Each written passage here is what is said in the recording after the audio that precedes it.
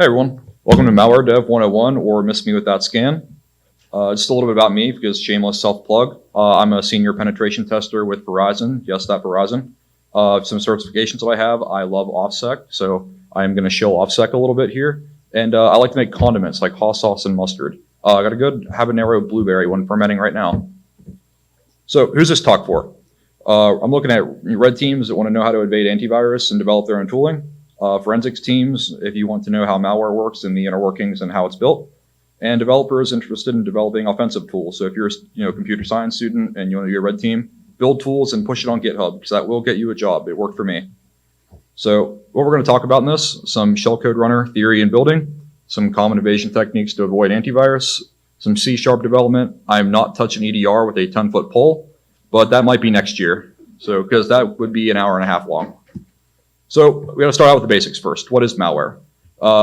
Dictionary definition, software that's designed to disrupt, damage, or gain unauthorized access to a computer system, short for malicious malware, duh. And some of the types of malware are ransomware, encrypting files and asking for money, spyware or stalkerware, shellcode loaders, which we'll be talking about today, and droppers, which are effectively just malicious installers. So we got to go over shellcode first before we can get a shellcode runner. What is shellcode? Well, it's a hexadecimal representation of assembly or just raw machine code. It can be 32 or 64-bit like anything else. Quick example here, XFF, XE4 is jump ESP or jump to the stack for execution. This is a quick example for 32-bit. So shellcode loaders. What they do is they take a chunk of shellcodes that are usually stored in an array in programming, and then they essentially switch execution to them. Most command and control servers like Metasploit, PowerShell Empire, or Cobalt Strike does output to shellcode format. It's probably the most common output format there is. And there's even custom applications that convert an existing PE file or Windows executable to shellcode, like the Donut Project or bin2sc.py, both found on GitHub. So the architecture of shellcode loaders are kind of different. Most of them will use either process injection or essentially taking this raw assembly, getting a handle to another process and injecting a bunch of code into it and then switching the execution that way. Or it can just create its own thread within itself and execute it that way. Those being a little bit more stealthy because you don't have the actual process interrupt going on in there. It's going to require the following Windows APIs for a typical shellcode runner. Virtual alloc, which allocates memory. Create thread to actually create an executable space for the malware, and then wait for single object to keep the process up while the shellcode actually executes. All right, so now that we have all the boring theory out of the way, we can actually start building one. So if you want to follow along at home, there's Visual Studio C# needed. We're going to use Metasploit as our pseudo C2 here, and we'll be taking some notes from pinvoke.net.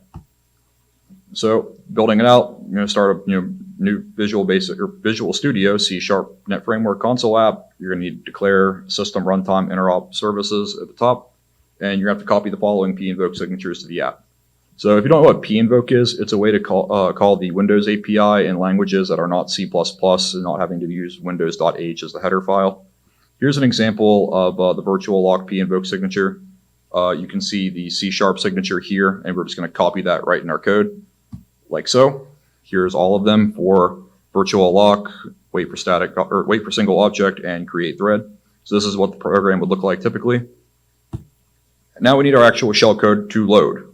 So we'll be using MSF Venom, which for those who don't know is a payload generator for the Metasploit project. We're using a 64-bit Windows interpreter payload that uses HTTPS to beacon back, and it'll go over port 443 and we're outputting it into a C# friendly format. So now to actually call the Windows API now that it's loaded and we got our shellcode. All right, virtual lock. The real important thing here is the address, size, and type. So here's a MSDN function prototype for virtual lock. The LP address is where to actually stick it in memory or to allocate in memory. We're going to use 0 here just to let the computer pick for us. The size, which we'll use about 1,000 bits, that should be about right. Type of memory, we're going to use commit and reserve, so once it's accessed, it doesn't delete itself. And then the protection level, we're going to use read, write, execute because we need to be able to access it, write copy to it, and actually run it. Create thread, there's a lot of function arguments that we're going to skip over, but the really important one is the LP start address, which is where to actually start the execution. in which case, aka our shellcode, and the DW creation flag 0 being start immediately. Here's the MSDN payload for it, or function prototype for it. That's boring. We're going to skip through that. And then wait for single object. So whenever we were to actually load this without wait for single object, the program would finish itself and just close itself out with the thread, not finished. So this just keeps our program open while the shellcode actually runs. We'll pass in our thread and then a -1 or all F's in hexadecimal to tell it to wait forever. Here we can see it in the program and the main function. You can see our long byte string along with the virtual alloc copying memory into it. The create thread call with all of basically everything being default. Notice the HMEM call here, which aligns with virtual alloc, and then wait for single object. So now let's check our work. We can use a bunch of sandbox checkers to see if this is detected, or things like threat check or defender check. We're going to use antiscan.me, as VirusTotal will actually send samples to the vendors, and I don't want to burn my own techniques by submitting to VirusTotal. If there's one thing you can get out of this talk, if you are a malware dev, do not upload to VirusTotal. You're tattling on yourself. So right now we're at 13 out of 26 detected, which is not bad, but we can definitely do better. Then Defender caught it, so basically anything we would ever try to run on this would get flagged by Defender. So antivirus saved the day, right? Well, yes, but actually no. We can get around it, and it's very trivial, as some other talks today had mentioned. So if we actually go back to the antiscan.me, if you look down at Windows Defender in the bottom right, it says Meterpreter, which the only thing indicating Meterpreter in this payload so far is the shellcode. So we can just mangle the shellcode a bit, and it should just execute fine. So we can either rewrite the shellcode so it's custom, or we can just obfuscate it a little bit. Obfuscation seems like less work, so we're going to go that route. Some of the obfuscations methods that are common, base64 string it. We can use a Caesar cipher, so every hexadecimal bit just increases by 1, and we subtract it all by 1 at one time. AES encryption, but be wary of that one because you'll start triggering ransomware signatures when you start using AES and unsigned executables. Or we can just plug it in backwards, which is my absolute favorite. So we're just going to plug it in backwards, and then we'll just do array.reverse runtime. That'll now it has a different signature, and it's super easy to implement. We added 2 lines of code. So now we're down to 8 out of 26 after we do that, and now we're beating Defender just by sticking the array in backwards. So, but I think we can still do better. Here's the code so far in case I went too fast on anybody. As you can see, it's not a massive block now. It's actually a single line because I just found an online site to reverse the array. And then there's a dot reverse at the end. Cropping is hard. But that's all we did so far, and total set of the code. So far, if we go back, it seems like we have a lot of heuristic checks catching us. I do want to point out that we can just change the behavior of the executable. Most heuristic bypass techniques really disproportionately affect the portability of your malware. So I don't like doing a lot of just sandbox checks. So we're going to start by changing it out. So instead of using threads, what if we use fibers? So fibers are a unit of execution scheduled by an executable that run it like inside threads. Think of it as like a thread in a thread, or like a task in a task, essentially. So threads are monitored by the Windows kernel. So there's a lot of detections baked into them. Fibers are not baked into the Windows kernel callbacks, so they are inherently stealthier and are a lot simpler than threads. So instead of using the create thread wait for single object, we'll just need create thread to fiber, switch to create fiber, and switch to fiber, which are infinitely simpler than the first APIs. So convert thread to fiber. Only fibers can make fibers. So at the beginning of our main function, we have to convert the master thread to a fiber. Then we actually create a fiber instead of a thread, which only takes a size, how we want to start it, and an optional variable, which just doesn't need it, which is so much simpler than a thread. And then switch to fiber just to tell it what to run. So now it looks like the following. Notice at the top, by static void main, we had the master fiber call. And then instead of having create thread and wait for single object, we have create fiber and switch to fiber implemented now. Now we're down to 5 out of 26, just making a pretty simple switch. Still getting hit with some of the heuristics, but we did manage to get around a few things. But I think we can still do better. So we made direct calls to the Windows API. Instead of making the direct calls, we can kind of go roundabout and make it stealthier, so it's not showing plain as day that we're imported. We can do this with delegates in C#, which are essentially custom data types. This is really similar how deinvoke works. If anyone's show of hands, who's familiar with the deinvoke project? Okay. So deinvoke is just a custom stealthier way to call Windows APIs without directly calling them, which really messes up signature checking, because if something's not creating a thread, why search threads if it's not showing up as an import? So it's just a stealthier way to call functions, shorter or more simple. So effectively works by running the load library A and the get proc address APIs calls from Windows, which just loads a DLL and then hunts for a function inside the DLL. And then we can just create a delegate based off of the pointer to it. So this is a really messy import section, bear with me. But you can see we have the p invokes now for load library and get proc address. And then we, at the bottom here, what used to be our direct calls from virtual protect, convert thread to fiber, create fiber, etc. Now they're unmanaged function pointers. Down there, the bottom's the same with the same data types, but now it's a delegate. So then we have to actually directly call the functions that we want to map to. So you can see it here with get proc address and load library. And then we have to actually declare them as our two unique functions, which are effectively do the same thing, but more roundabout, and are just inherently stealthier because we're not directly calling. Here's our new main function. We have our long line of data types there. Master fiber is now the new function instead of switch to fiber.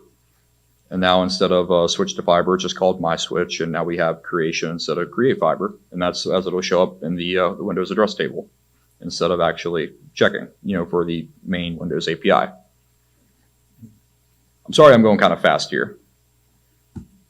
But so just a quick note on background heuristics. So we'll check here in a sec. Whenever Windows or any antivirus doesn't know what something is and runs it for the first time, it'll run it for a few seconds inside a mini sandbox and check what its behavior. And then if the behavior does certain things, it'll deny the actual execution flow of the malware or legitimate program in some cases. So we can actually detect whether we're not in a sandbox with some code checks and see if it's running. And if we are running in that sandbox, just exit gracefully, write to a file, do something not malicious, and then the sandbox or antivirus running the sandbox goes, oh, we're good, never mind, it's safe, you can run it. And then we actually, phone home and have our, fun starts. This should really be done as a last resort, as it really negatively disproportionately affects your portability of your malware. So some really common checks is check the host or the executable name. So when files run in a sandbox, they're usually named gibberish. It's just a random base 64 encoded string.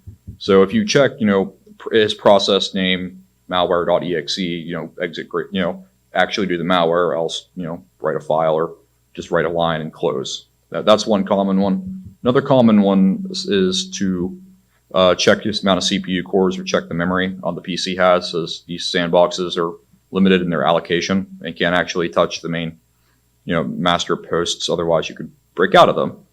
But the off chance you pop a really weak computer or an outdated system, you're not going to run, and that can be the difference between a good pen test and a bad pen test. So that's typically, you just want to do things like that as a last resort. If it does come to that checkpoint, they have a great resource guide as evasion techniques. So evasions.checkpoint.com. All right, so let's disable logging on our process now that we have a good functioning 3 out of 26 malware. So Windows logs applications performance for every process. This is known as event tracing for Windows. So when you go to an event viewer, this is really the technology behind the scenes that's creating logs. This happens both at user land and kernel level. The function that's actually responsible for writing your logs to event viewer is etw event write, and it's inside of ntdll. We can use load library and get proc address to overwrite the function to just return and exit gracefully every time it's called, effectively killing logging on our malware process. We're going to take a page out of Sharpsploit, for example, which is a known C# just baseline kind of malicious site for C#. It's on GitHub. Great project. Check it out. So effectively, load library A, get proc addresser called. We're going to make that address, memory writable with virtual protect, and we're just going to write over it so it just returns true. This is different between x86 and x64. As we discussed previously, shellcode can be 32 or 64-bit. So we needed to check if we're actually 32 or 64-bit before we actually patch it. So here's some more code. You can see we're kernel 30 or NTDLL and kernel 32 are loaded, and we're getting the actual address of ETW event right. Then you can see a conditional statement if we're a 64-bit process on a 64-bit host. Write this assembly in memory so every time this function's called, it returns true. And if it's 32-bit, do these other lines so it always, patches as true, effectively killing ETW. Here's a quick definition of virtual protect since we didn't cover it yet. This should look pretty similar to virtual lock, other than it just saves the old permissions of the chunk of memory. And here we are actually patching it. You can see the protect call, which is virtual protect, marking it as read, write, execute. We're copying our little byte array, and then we're setting it back to whatever the heck it was before we touched it. And funny enough, this didn't affect our detection at all. So we've effectively broken all SIM detections on our process without doing anything like modifications, without actually affecting our portability or increasing our detection score. And we can do this with other functions too. Just show of hands, who knows what AMSI is? Okay, so AMSI effectively is Windows Defender in memory. Defender by default really only checks the actual what's on disk for detected things. If you get something straight into memory, AMSI takes over, and it's the memory component of Windows Defender. The same technique we did just to patch out logging, we can do with Windows Defender itself. So most processes will be patched in with AMSI.dll. As the kernel detects a new process has started, it automatically patches AMSI.dll in, and we can just patch it out to avoid detection. So we're going to use Sharpsploit again, as they have a great AMSI sample. We're going to call AMSI.dll. Again, mark it read, write, executable. Throw some bytes at it to return true always, and then just clean it up. Here's some more code. If this looks similar to the ETW event right, great, you are seeing patterns. So we check if it's 64-bit or 32-bit, and we load in AMSI.dll. We mark it read, write, execute. We send our byte array in, and then we set it back to whatever it was. Oh no, this did actually increase our score. Not Defender, but a couple of other ones. So AMSI is very common now, especially in PowerShell malware. So anything that runs PowerShell is just inherently in memory, unless you download the .ps1 to disk. So this AMSI is the first step to all PowerShell malware. So it's a little more signature than ETW. So just to wrap up, shellcode runners are very popular as a first stage for command and control servers. Signature checks on shellcode runners and malware in general is trivial at best to bypass. We can do things just like putting things in backwards and reversing it. Heuristic bypass methods exist, but do affect portability. So you're better off just changing your static to go another route like fibers instead of threads, and just changing up your inherent behavior. And I'm going to give a brief challenge to all of the viewers. So all of this code will be available on my GitHub at github.com/0xhop. I want everyone to put in their own shellcode, play around with AMSI bypasses. Hint, AMSI.fail is an amazing website for generating AMSI bypassing scripts. And just see if you can find your own coding and see how low you can get your anti-scan score. It's honestly a really fun hobby just to try to write your own malware, and it's almost like a puzzle to actually get a 0 out of 26 on AMSI, on antiscan.me, excuse me. And it's a great pastime. Just exploring this is how I got my feet into red teaming, and it's a great way to really get your feet wet and just change from blue to red. All right, thank you. How am I on time? Great. Yeah, 10 minutes, 13 minutes. Wow, this is every time I rehearse this, I was 8 minutes over this. Yeah. Does anyone have any questions? I know that was really fast. Yes, sir. Yeah. Oh, constantly. Yeah. Yeah, all the time. Yeah, I can't really talk what I write for them, but I do write some custom things for them. And honestly, it's my favorite part of the job is just actually just knowing I'm helping the other red teamers and just getting around things. Any other questions? Yeah. Right.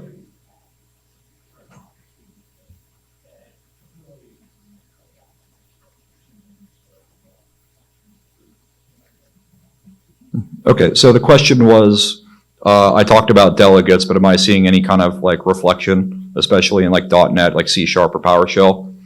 Yes, we do a lot of reflection, especially in a lot of custom things. So most staged payloads, especially in like Metasploit and Cobalt Strike, actually use reflection for staged. All staged payloads do for command and control. Well, not all, but most. They open up a chunk of memory, download a .dll file that the command and control server opens up to download, and then they just inject the bytes into memory and execute them from there. Sometimes they're encoded, sometimes they're not. Depends on the profile and how the C2 is set up. But the reflection is still very prevalent, and it's a good combo with any kind of like anti-malware scan interface or AMSI because it's not touching disk; it's all in memory. So if you take down AMSI, memory's blind, unless you're running a really good EDR. Any other questions? What was that site for, that you would do for, Oh, the site? AMSI.fail. I might be able to demo it. I did. I will be pushing the GitHub repo. It's not showing the screen. Oh, is it not? Oh, dude. Sorry. My bad. No, you're good, brother. Is it back? I'm okay. Okay. I do not have internet. Shoot. I was going to demo AMSI.fail. So. But yeah, Your whole screen. okay. I did not hook up the internet earlier, but yeah, the site is AMSI.fail. And my GitHub it'll be GitHub. My GitHub profile is 0xhop, HOP, and there will be a 0xhop.github.io where I do write malware development blogs, which all of them are give or take this presentation. Sort of off topic, but this, I won't lie, this is a bit over my head. But then also, I aspire to one day be OSCP and more. And I know part of that is writing customized code. Is this like OSCP or OSCP, or like where is this on that scale? Most of the OSCP stuff essentially is taking a public exploit off of GitHub and just getting it to work friendly. This would be more in line with Offensive Security's Pen 300 or their OSEP course. It's an excellent course. I went through it, and it's actually how I really got my start in all this. And if you guys liked this talk, I highly recommend Pen 300. Legitimately the best course I've ever taken for offensive security. Pen 300, that's right. Oh, and the question was, at what level was this presentation? Was this OSCP or above it?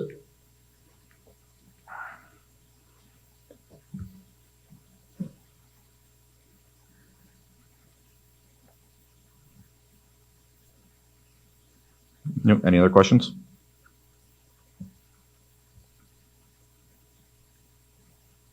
All right, thank you.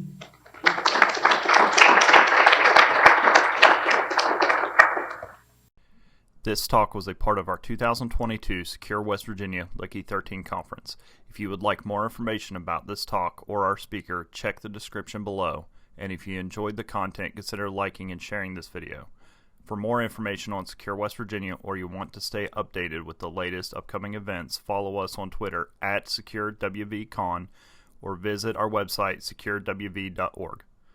We would also like to thank our 2022 sponsors for being a huge part of Lucky 13's success.